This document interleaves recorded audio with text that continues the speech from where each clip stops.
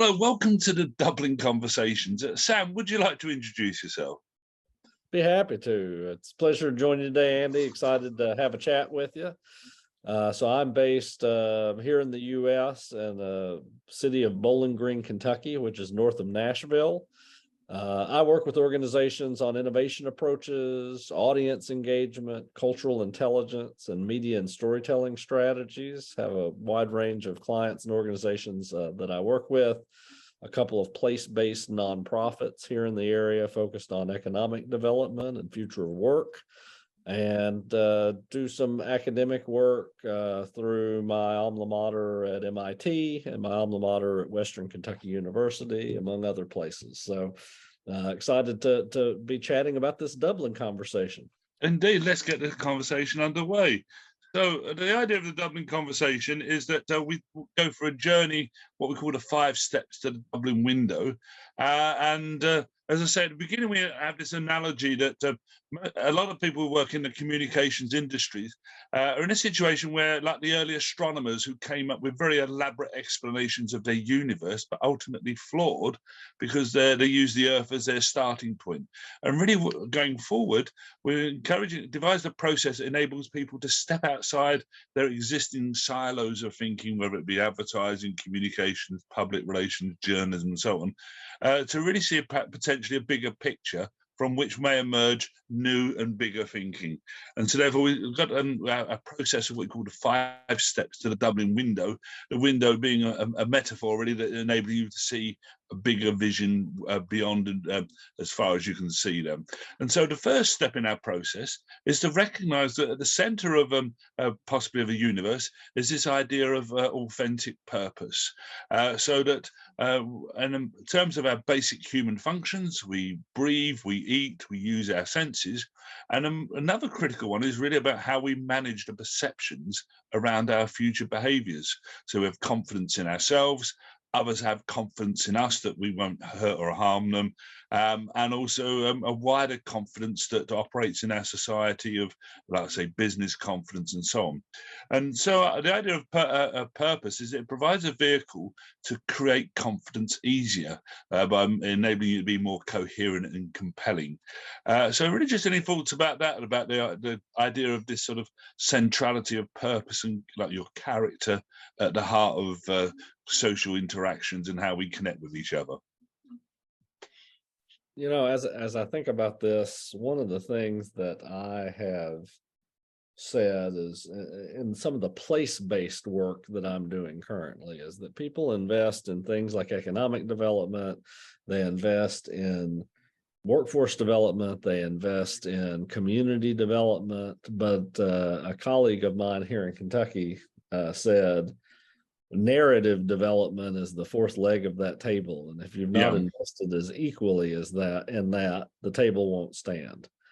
But the flip side of that is the narrative doesn't stand if it's not built around the fundamental pillars of what you're doing. So I think going back to your setup of that conversation about, let's not think about whether it's public relations or advertising or all these different what had once been sort of considered distinct disciplines, and get down to the core of a thing. I think the core of the thing is, what does your project, your organization, your entity do? And then the narrative development that helps people understand that internally. What is the vision for it? How do you bring all your co-creators together around it? And I think, to your point, that it ultimately comes down to purpose. Why do you exist? When business leaders say we're in business to make money or to have a good quarter, that's not a sufficient purpose or vision. On the nonprofit side, if you say, our purpose is self-sustainability, we want to continue to exist, and many strategies are really built around that as its core. Our entity wants to continue to be an entity, but that's not a purpose. And you mentioned there about narrative development. Can you elaborate a bit more about what you mean by a sort of narrative and why is it significant? Yeah, well, I think because people invest in the core, again, whatever those, you'll hear people talk about the three legs of a stool, right? Yeah, One of those three pillars of what it is an organization or a place or an entity or a project does.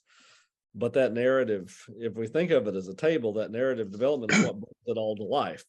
mm, And in so many organizations, I think what I struggle with is it's an afterthought, right? We yeah, say leaders of an organization or an entity or enterprise get together and say, this is what it is, this is what we're doing. Now we're going to go find or hire some people to communicate what that is. But if narrative, I would wager that one of the things that's uniquely human, that sets the human species aside from other mammals, is our ability to connect together disparate events or pieces of data and make sense of them together, to not just to sort of react to the present, but to draw on the past, to vision out into the future, and not just to do that on an individual level, but to be able to do that on a collective yeah. level. Those are uniquely human attributes. And they all require narrative or storytelling is what helps us make sense of where we've been, where we're headed, and how that connects to where we're at right now and the decisions that we need to make right now. And so that narrative development seems to me to be worthy of equal investment to whatever the other strategic pillars of an organization is. If you don't invest as equally in it, then you run the risk of not having proper vision, not having collective alignment inside your organization with all your partners, and not being able to effectively communicate to all the stakeholders externally what it is you're doing. So the idea of their narrative, it seems to act like a bridge between what you perceive and what you understand and what others perceive and understand, and provides Yep. a sort of a collective It's a script to bridge. go forward. Yeah. I mean, I would consider it both. It creates, right? The narrative helps construct reality, and then you sort of explain what you're doing as well. That narrative also becomes how we have vision for where we're at and where we're headed. So the narrative is about communicating what we're doing to all those audiences and making sure there's alignment. But the process of narrative should be part of helping you figure out what it is you're doing in the first place. So elaborating on that, there's maybe potentially an idea of like a confident narrative or narrative confidence as an entity in terms of the validity, significance, and quality of that narrative in terms of realizing your purpose, perhaps. One of the groups that are regular partners of mine is a project at the University of Southern California. Yeah. It's primarily at the Annenberg School for Communication and Journalism in partnership with the Cinema School at USC. But they're called the Civic Imagination Project. And so the point of their project is you can't reach a future that you can't imagine first, that we have to imagine where we're headed in order to be able to head toward it effectively. The second is no one wants to imagine a future that they aren't in. So if they're sort of core to the enterprise, whether that's a company or an organization or a region, whatever that might be, you have to have the capacity or space to imagine a future you're headed toward. You have to see yourself in it. The third piece is you have to feel you have permission or agency to shape that future. So how do people throughout the organization or entity or enterprise be able to have that vision? And I think that's one of the places where confidence plays a role. If you don't have confidence that you're in that future, and if you don't have confidence that you have or permission to be part of shaping that future, then you expect yourself to just be an audience communicated to. You're not a part of the co-creation process of that narrative. You are a recipient of that narrative, and that definitely, that directly shapes the level of buy-in or responsibility or accountability that people feel inside of an organization? Is it a narrative they helped create and shape, or is it, no, the company or the organization tells me who they are, and my job is to sort of comply with someone else's vision? But that's the difference between being, a part of a particular place in a process versus feeling bought into the full process of a project. So on initial reflection, there seems to be some significant alignment there with ideas about imagination of the future and managing perceptions around future behaviors and your purpose and your purposefulness of how you sing with other people there. So thank you for sharing that. Some really profound insights there.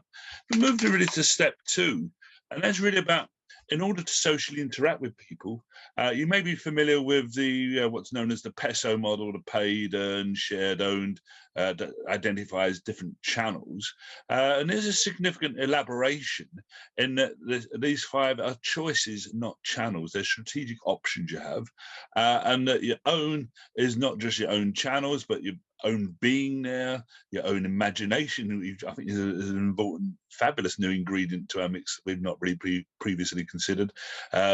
Just spending time with someone can earn trust with someone and so on. And then the other dimension there is of nudge, that introducing sort of the idea of choice architectures, making it easier to enable people to do things you want to do, which may not require any direct communication, but you can potentially influence people in a sort of indirect way. Just wondering any thoughts about that idea, Sam, about these sort of how 5 choices, whether if there's anything missing there or anything more important than within that mix as such. Yeah, I think this raises, within the realm of professional communications strategies, Yeah. this nature of how do you ultimately reach people. I think it's really helpful. These modes, for practical purposes that I understand, Yeah. are primarily shaped from the perspective of the organization. Yeah.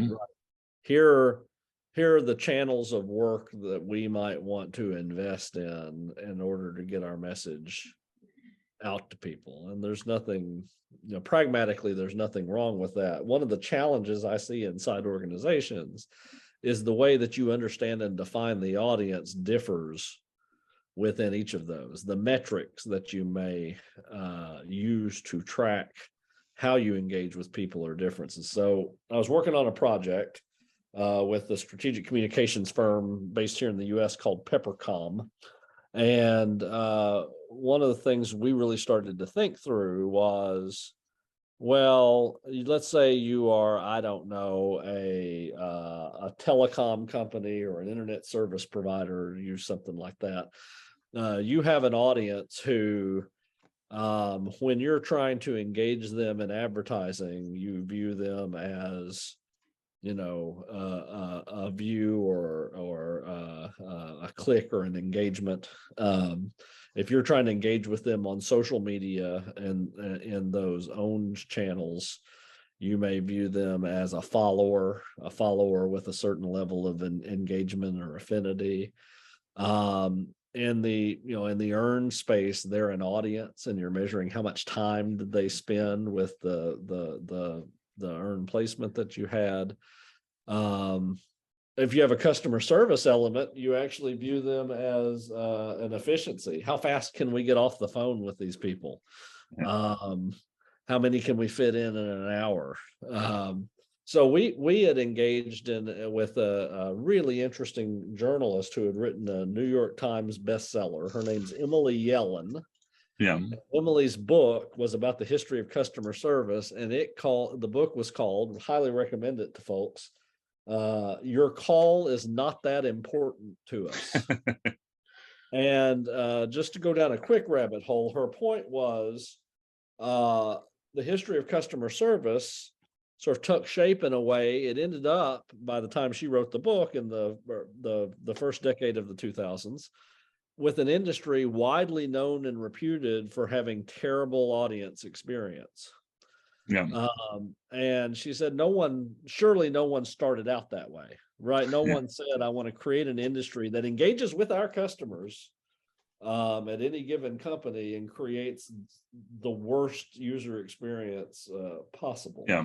But so what we proposed as a alternative and worked with several companies on this, we called it an audience experience engagement. So to return Yeah. back to your model in step 2 here, our question was, this connect model with the own, paid, earned, Yeah. share, or from the company's perspective, what if you were to define this same step 2 from the audience's perspective?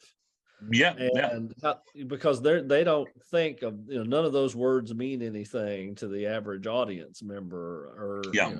how would these same categories be defined, or how would their relationship with a company be defined? And then back to your idea of orbit, one of the questions is how close or central to an entity is this person, right? Are they a business partner? Are they Yeah. a current client? Are they a potential client? Are they someone who has deep affinity for an organization or its products? It's a lifestyle brand to them.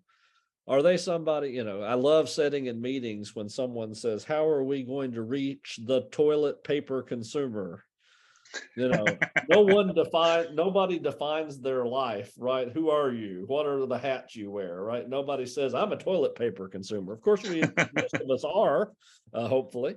But it raises that question of, well, now we're defining people and sort of building our communication strategy for how to reach them without a holistic understanding of where we fit into their lives and seeing it from their perspective. So that's the main piece I'd say. It's not that there's anything wrong with this angle. This is the way pragmatically a head of marketing or a head of communications has to think about spending their budget and dividing their time and based on communication channels. But it could look really different if you go through that exercise of defining it as equally from the eyes of the audiences you're trying to reach. So could that there possibly be within this model that under the own dimension, there's aspects of like degrees of your personal empathy, that ability to emphasize, and also, I mean, just to perhaps clarify, the model is perhaps perceived to operate both at an organizational level, but also at an individual level. So it can provide an individual structure to how you operate. So I just wonder whether absolutely. And I think it's extraordinary pertinent points you've raised there, and I'm just wondering whether it could be embraced, a component part of the structure. Absolutely. I think it's, back to that window. The window is interesting. It's not a mirror, it's a window, right? So if it's a window, then it's not, let's say it's not a tinted window, then there's a chance for someone to be looking from the inside out, which is what this view is. I'm inside an organization, I'm looking out to my audience. But how do we also think about the audience's perspective outside that window? How does it look to them as they glimpse in at the company or the organization? And here's what's especially interesting now that we receive so many of our communications through a common box, right? You may be connected to a company on their own social media channel, where they are sharing an article that was earned media on their social media channel, and also running ads that target you as one of their followers, so that you're to the audience, the messages that come through all these different methods all feel the same to the, ultimately it's how and in what ways do I hear from or about this brand or this company?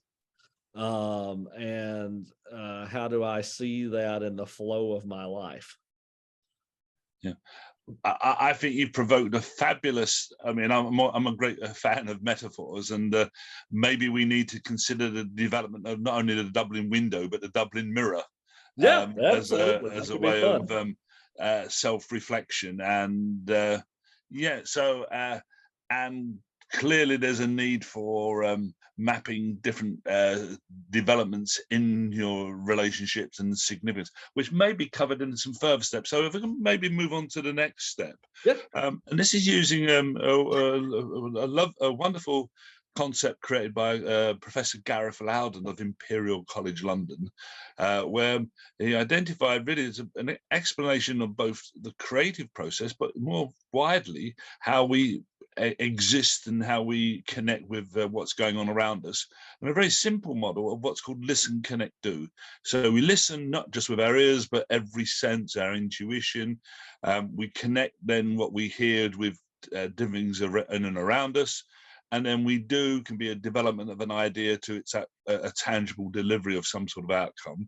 But it's a dynamic, constant loop of like listen, connect, do, feedback, listen, connect, do, with a sort of beating heart at its center of purpose, in the idea that the greater degree of purpose one has, potentially the greater vibrancy of flow going around them, and really engages the idea of emergence, so that what is our world is shaped by what emerges from the environment, and also within that sociologists can now do experiments where they've sort of established universal laws of human behavior, one of which is that the good news is that 2 out of 3 people will help a stranger, which also means that 1 out of 3 don't.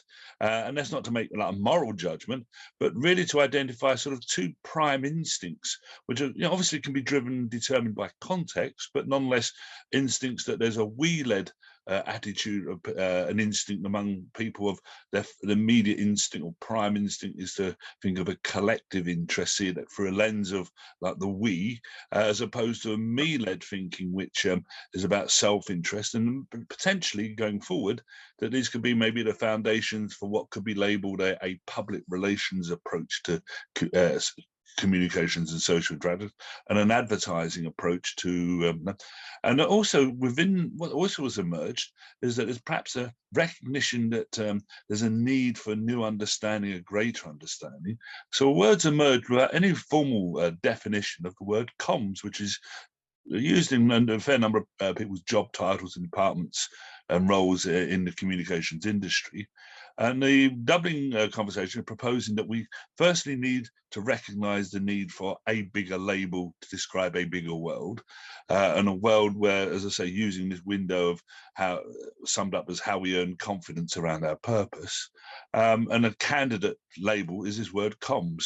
So just frame a lot here, but sort of first like the listen, connect, do model, the idea of this we-led and me-led thinking, and perhaps the need for a new definition and a possible candidate of this word comms. Any thoughts there, Sam? Yeah, one of the things I like about the applying listen, connect, do to this is it also is an iterative, ongoing process. Yeah.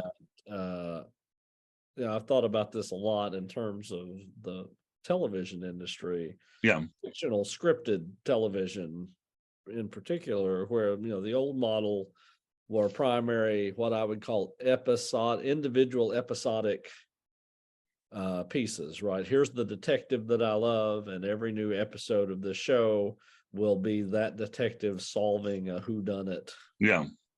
It's Sherlock Holmes. Yeah. Versus the serialized model that says everything's going to be on the next, previously on, which means if every episode has an arc, then that arc eventually immediately becomes, it's more a continuous circle, right? So that it's beginning, middle, and end. No, it's the next wave in an ongoing process. So that idea of how do we think about the job of professional communications, not in a campaign driven mentality, but in a relationship management mentality. Here are the audiences that we are trying to maintain ongoing and deeper relationships with. How are we connecting, doing in ways that become iterative and ongoing and cyclic, and then perhaps, if we're going to use metaphors, that relationship management approach is one of accretion and erosion. Yeah.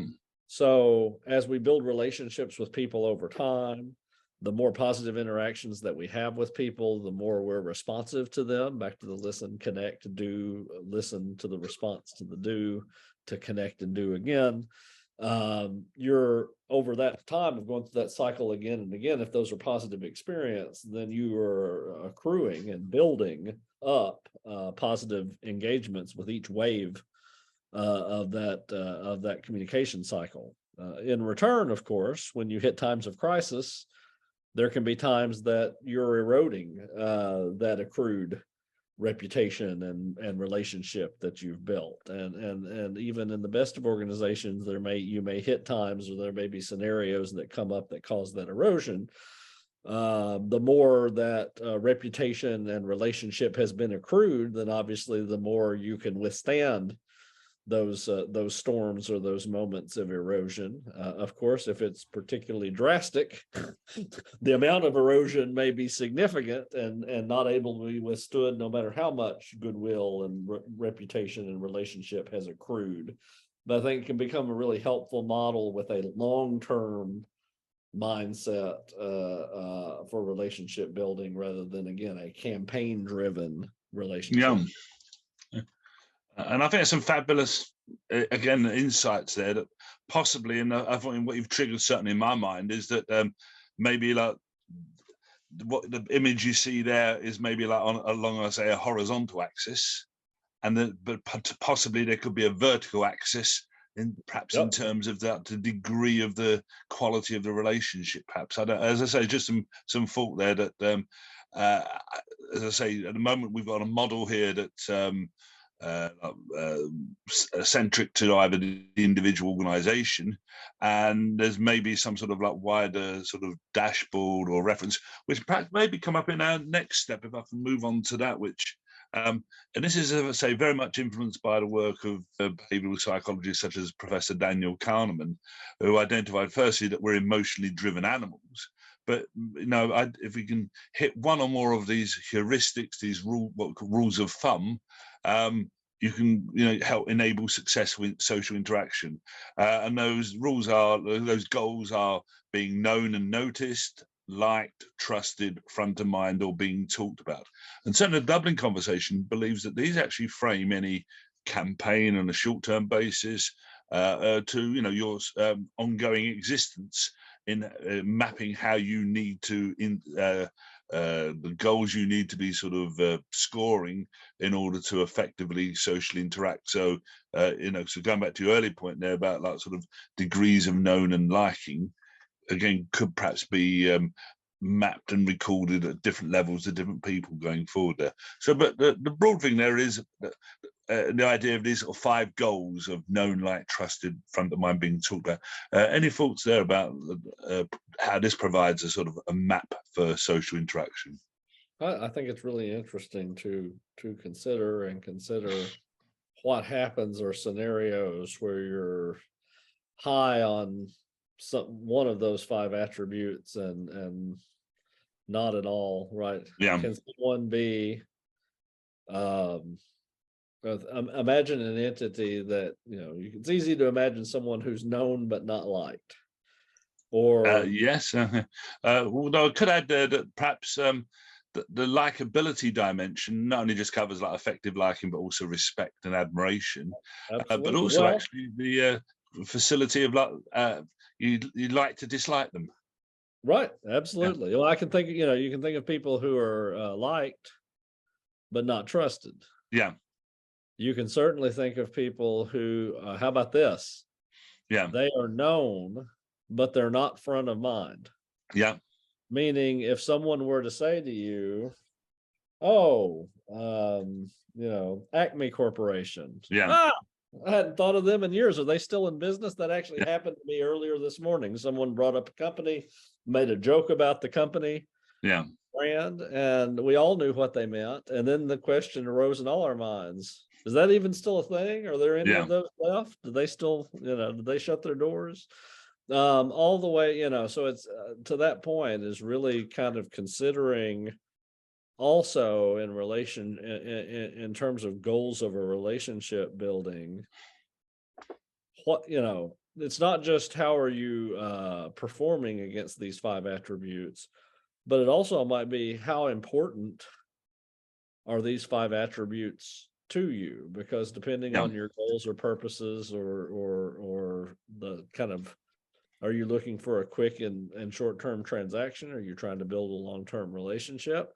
There are plenty of organizations that don't want to be front of mind or talked about, and would be perfectly fine not being especially widely known. Which changes.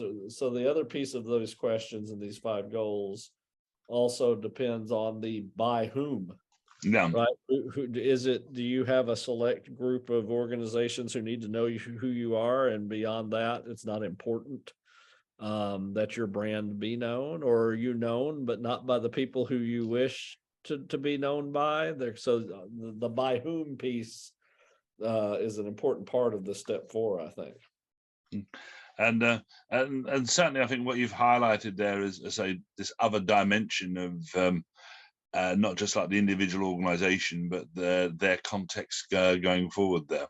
I would add that in the 30+ tools within the Dublin toolkit, there's we believe, a rather marvellous tool called Com Strategies that highlights, by using different purpose, with the process identifies sort of 7 types of purposeful organisation, and these different types will have different priorities and different strategies and different emphasis within the 5 goals there. So hopefully it'll be a sort of a very effective map going forward.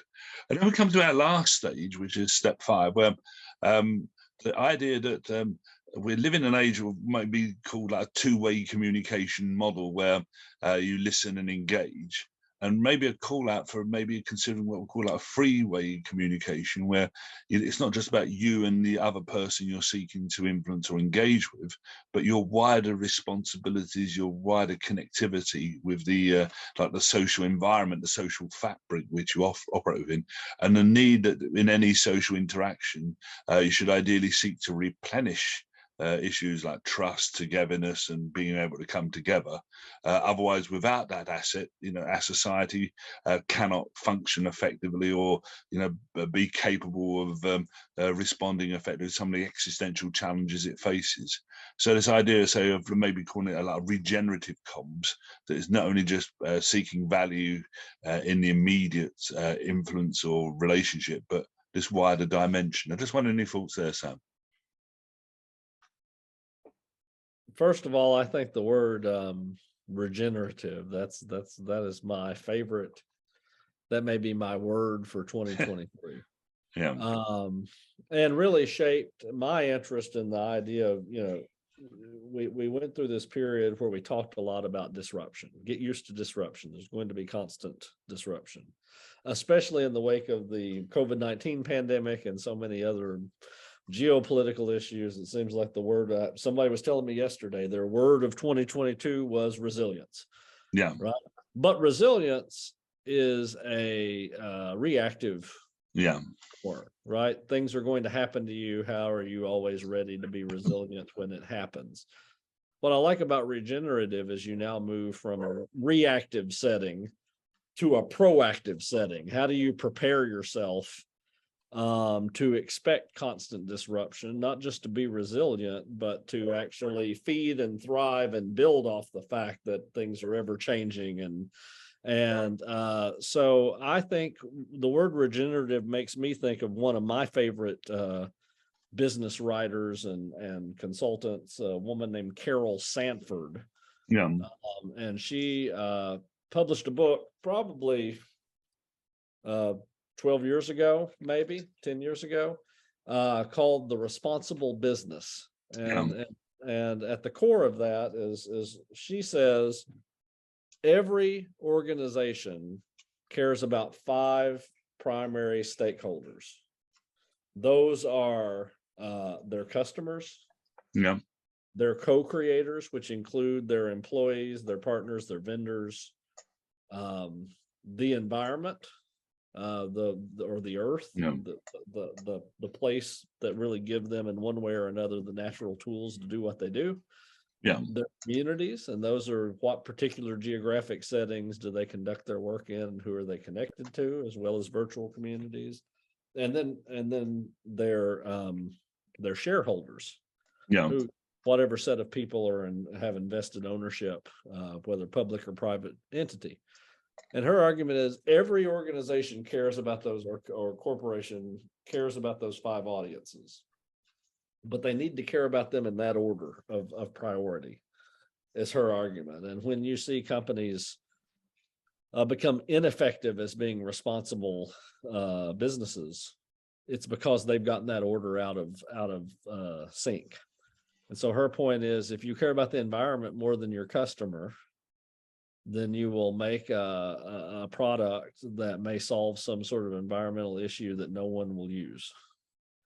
If it's not useful to the customer, then there's no, if you have something that the community loves but doesn't treat its co-creators well, then it won't be sustainable over time, so on and so forth. And so her work has really moved around. One of her more recent books is called The Regenerative Business, and it kind of continues to build on this mindset. Is when you have your audience priorities or your stakeholder priorities in that right order, then you are well poised to build long-term strategies, to know your purpose, to perhaps, I think it could be a great setting to be an organization optimized to follow this Dublin window trajectory.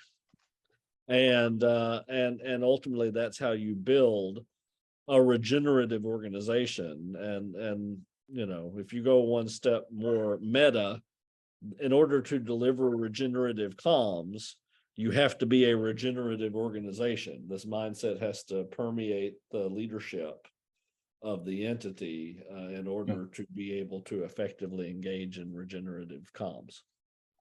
So you've got an interesting model there of targeting and prioritizing. I'm just wondering, is there a dimension missing of sixth audience of which is a more abstract general society one that it might be perhaps an adjunct to the environment dimension, so like the sort of wider world. And I can understand. It's a great I've been a lot of question. work There's in just social that, enterprises, yeah, and there's a that big row general, about should you do good or make profit. And my personal belief is, well, you can't do good unless you've got the profit to do good with. well, yeah. And she actually starts that first book off making the argument that the worst thing that ever happened to corporate responsibility was CSR. Yeah. Because her argument was it's basically, it's like carbon offsetting, which says the organization doesn't have to prioritize responsible decision making at its core. They will Yeah. kind of do whatever they do in the course of business and make up for that with some department over here that gives So money. the siloed, compartmentalize it. Yeah. Yep. And back to your point of regenerative comms, no amount of communication strategy can make up for the gap if the comms way of thinking, this whole listening, connecting, doing, isn't at the heart of the corporate decision making. It's going to be hard to have regenerative comms if comms is relegated to 3 steps down the decision making line inside an organization. If those folks aren't at the table when core decisions are being made, and they're only handed decisions to then go, here's what we're doing, now go promote it, evangelize it, then the full weight of what strategic communications can bring to the table for an organization is not being utilized. So that possibly could be something that should be central at the heart of any, going back to your original point about narrative, that at the heart of effective success and survival for individuals and organizations is this narrative where perhaps is there an issue at the heart of it is like, quote, doing the right thing, which obviously is a contextual value judgment, but nonetheless is a critical agency for purposeful enterprises and purposeful living. Absolutely. Well, and narrative becomes an important skill for being able to identify what you are doing Yeah. and what the right thing is, right? It requires a certain amount of reflection and thinking, not just about moment by moment decision making, but what's the bigger picture? What's the story that's going to be told here? If you were from the outside of the, if you were from the outside looking in window, Yeah. what would it look like? Right. And I think 9 times out of 10, the loss of that perspective can guide a lot of really bad corporate decision making. And it's, at its core, that is a narrative process. What would this look like? What is the story someone would tell if they saw this or uncovered this? And that's an exercise of empathy, storytelling. And I think that's a very, very interesting insight there about actually the quality of your perspective. How does one know one's got a quality, a good quality or bad quality perspective? Well, and that's why where is the that listen significant? and that's where the listen, connect, do comes in. If you're not connected to the right audiences, if you're not regularly, and this is back to it not being linear and it being cyclical. Yeah. There are a lot of times people say, we know what our customers want. We did a comprehensive survey 3 years ago. Everything we're doing is based on what our customer wants. That's a linear perspective of understanding the audience that imagines they're frozen in time. Or back to that, well, we're trying to reach the toilet paper consumer. Well, that's going to have a very narrow definition of who this person is in a way that doesn't necessarily see them as a three-dimensional human being. So Sam, if we can bring in having done the 5 steps, we've explored where we're looking at I'm driven by a question of what does better look like do you feel perhaps more confident about addressing? How do you feel now having done these 5 steps? Yeah, I mean, I think it asks a great set of strategic questions that can shape what people need to ponder, think through. And I think it strikes up a useful dialogue that can perhaps lead companies to think toward doing things in a different way.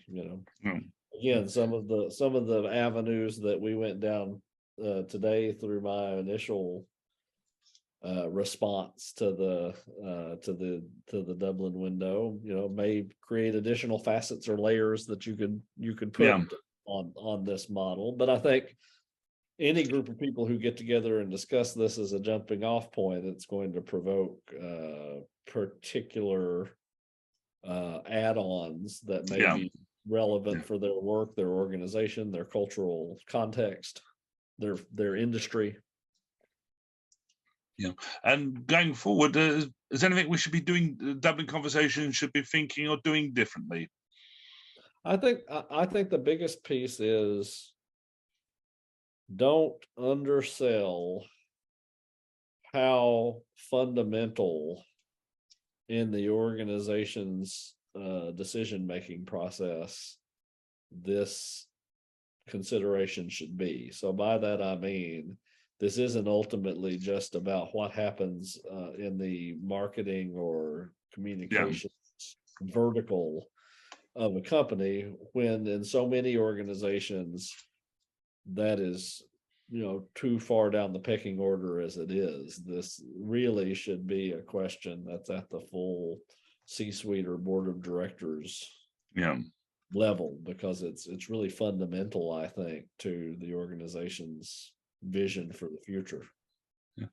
I mean, traditionally there's been maybe a mode of thinking that there's policy, and then the public relations communicators and so on job is then to communicate that policy. But I think what I'm interpreting there is that actually we should be at the heart of shaping that policy and not just looking at how it's subsequently amplified. It's a great question, which is to say, how, back to the co-creation question, which is how collaborative is your model? To what degree is this a process of co-creation? Which audiences are you looking to engage in a more fundamental and deeper relationship? That's a very different question than we're going to decide exactly what we want to do, and then we want to find a wordsmith or Yeah. somebody to go communicate that out to the world and pretty it up. Yeah.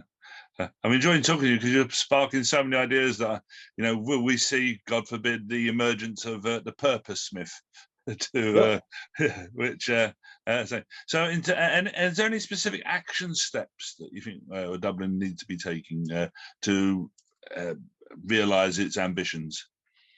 I think it's really just I think the biggest action steps are sort of going back through that model, especially if you're talking to leaders who are beyond the communication space, to see how this resonates with them. Because I think what corporate decision making or organizational decision making needs most are models that come from the world of strategic comms brought to a more fundamental decision making and relationship building function. Really should be at the core of an organization's process.